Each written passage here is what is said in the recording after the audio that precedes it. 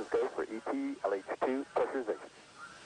Liquid hydrogen replenish on the external tank is being terminated as planned.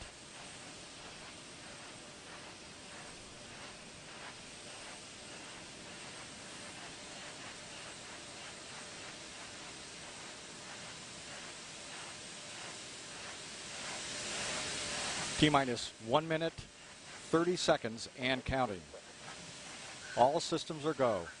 About 90 seconds away from the launch of Space Shuttle Discovery on her final mission.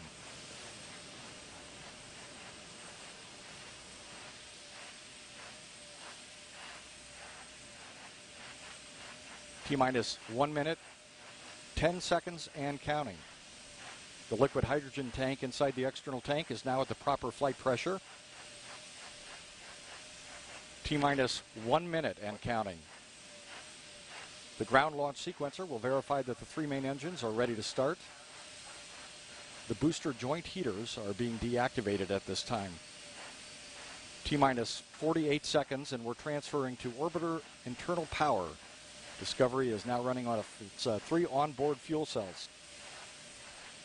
Coming up on a go for auto sequence start at T-minus 31 seconds.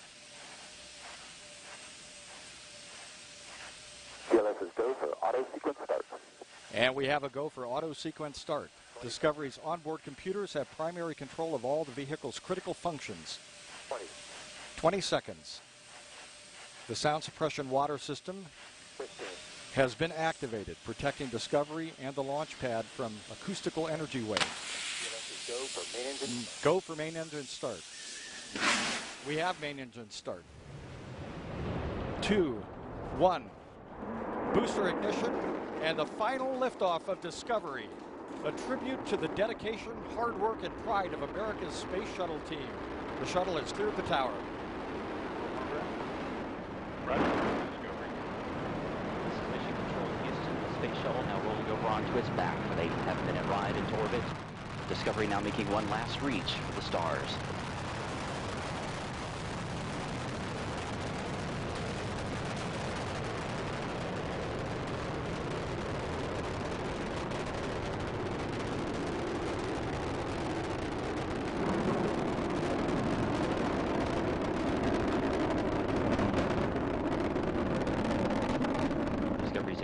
Throttling down as the orbiter passes through the area of maximum pressure, reducing the stress on the shuttle as it goes supersonic.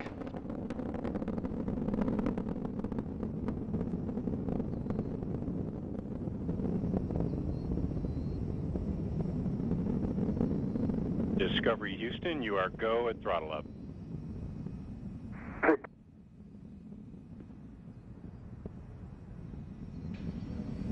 Commander Steve Lindsay acknowledging the call from Capcom Charlie Hoba as Discovery's 3 main engines throttle back up.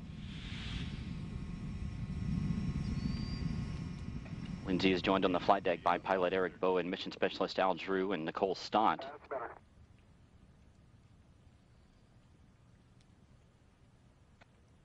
Mission specialist Mike Barrett and Steve Bowen. Discovery's 3 main engines are burning fuel at a rate that would drain an average swimming pool in about 25 seconds. The engines, combined with the solid rocket boosters, produce more than 7 million pounds of thrust. 1 minute, 50 seconds into the flight, we're standing by for separation of the twin solid rocket boosters. Discovery now traveling 2,695 miles an hour. Its altitude 24 miles. Downrange from the Kennedy Space Center, 29 miles.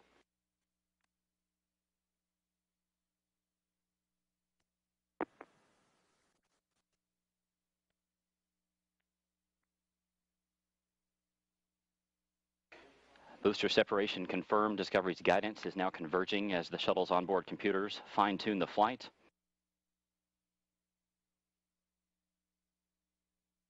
Two minutes, 25 seconds into the flight, Discovery traveling 3,189 miles an hour. Its altitude 37 miles. Downrange from the Kennedy Space Center, 53 miles. Discovery now getting a boost into orbit from its twin orbital maneuvering system engines on either side of the shuttle's tail.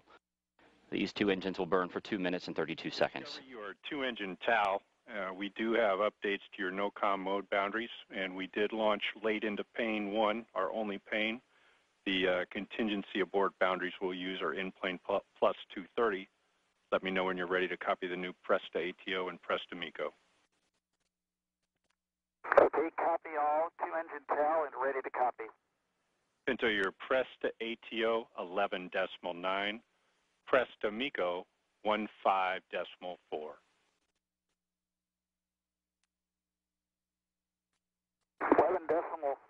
11.9 and 15.4. That's a good read back on both.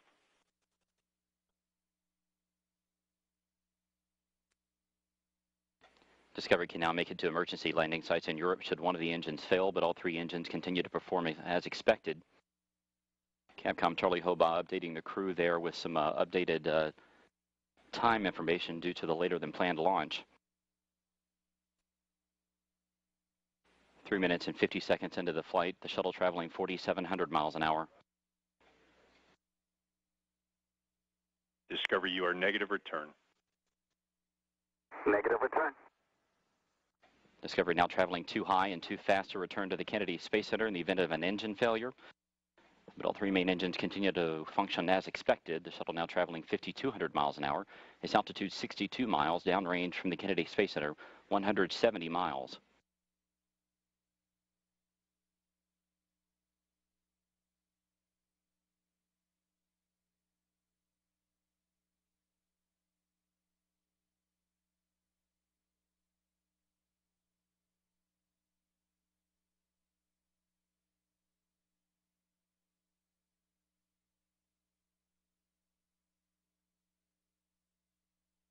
Four minutes, 45 seconds into the flight. Discovery traveling 6,200 miles an hour. Its altitude 66 miles. Downrange from KSC 229 miles. Here inside Mission Control, Flight Director Richard Jones and his team continue to monitor the progress of Discovery's flight. All systems are continuing to perform as expected.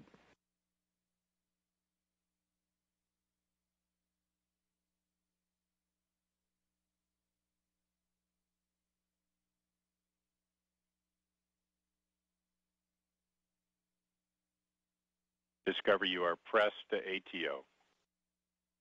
Press to ATO. That call from Capcom Charlie Hobaugh indicating that Discovery has enough energy to make it to a lower than planned orbit should one engine fail at this point. However, all three engines continue to burn as expected. Discovery, you are single engine ops 3. Single engine ops 3.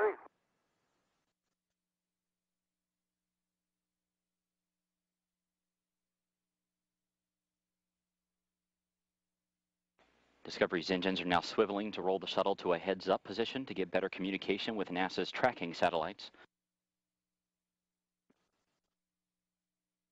Discovery, your single engine Zaragoza 104. Single engine Zaragoza 104. Discovery can now make it to emergency landing sites in Europe should two engines fail at this point, but the flight continues to go well. 6 minutes, 24 seconds into the flight, the shuttle traveling 9,800 miles an hour. Its altitude 67 miles, downrange from the Kennedy Space Center 447 miles. MECO, BIM for you, nominal shutdown on all three, and Pinto, you'll be go for the plus X and go for the pitch. Press to MECO, nominal shutdown, go for the plus X, go for the pitch. Good readback. That call from Capcom Charlie Hobaugh indicating that Commander Steve Lindsay has to go to press to main engine cutoff as expected in about a minute and a half.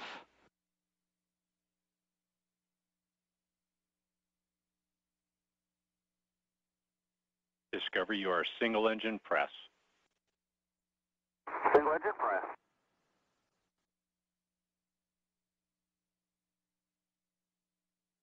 Seven minutes, 15 seconds into Discovery's flight.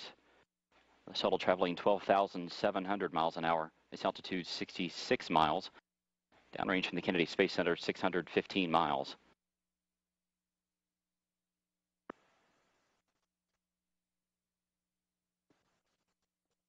Discovery's engines now throttling back to keep the forces on the crew and the shuttle to 3 times that of gravity.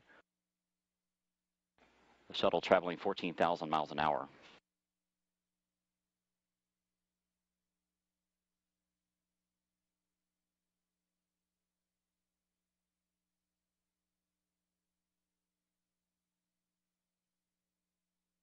Less than 30 seconds to go in Discovery's powered flight. We're coming up on main engine cutoff.